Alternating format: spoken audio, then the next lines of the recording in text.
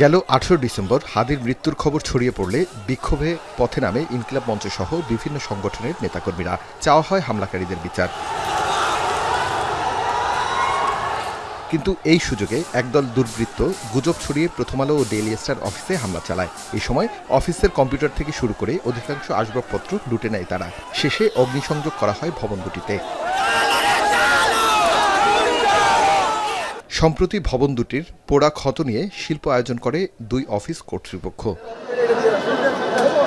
প্রথম আলো ডেইলি স্টারের এই শিল্প আয়োজন ঘুরে দেখতে আসে সরকারের বেশ কয়েকজন মন্ত্রী ও প্রধানমন্ত্রীর উপদেষ্টা। ভবন দুটির পোড়া ক্ষত দেখে স্বরাষ্ট্রমন্ত্রী বলেন, এ ধরনের হামলার নিন্দা জানায় সরকার। 2 মাসের মধ্যে চার্জশিট দেওয়া হবে বলেও মন্তব্য তার। এদিকে পররাষ্ট্রমন্ত্রী বলেন, এ ঘটনায় বিশ্বের বুকে বাংলাদেশের মান ক্ষুণ্ণ করেছে এবং আগামী 2 মাসের মধ্যে তদন্ত কার্যক্রম, সুষ্ঠু তদন্ত কার্যক্রম সমাপ্ত করে চার্জশিট দাখিলের জন্য নির্দেশনা দিয়েছে। তারপরে বিচারিক প্রক্রিয়া শুরু হবে, সেটা আদালতের ব্যাপার। এই ধরনের আক্রমণ আমরা আগে দেখিনি। এটা ছিল স্বাধীন গণমাধ্যমের ওপর একটা আক্রমণ। পরে তথ্যমন্ত্রী ও প্রধানমন্ত্রীর উপদেষ্টা ঘুরে দেখেন ক্ষতিগ্রস্ত ভবন দুটি। তথ্যমন্ত্রী বলেন, যখন হামলা হয়েছে তখন জনগণের ম্যান্ডেটের সরকার ক্ষমতায় ছিল না।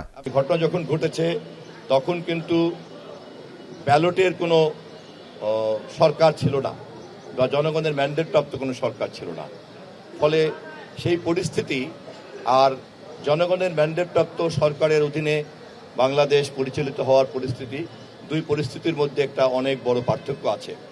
তথ্য বিকৃত করে দেশের বাইরে থেকে কেউ অপরাধ করলে তাকে আইনের আওতায় কিভাবে আনা যায় তা নিয়ে ভাবছে সরকার, মন্তব্য তথ্যমন্ত্রীর। আরিফ হোসেন, এখন, ঢাকা।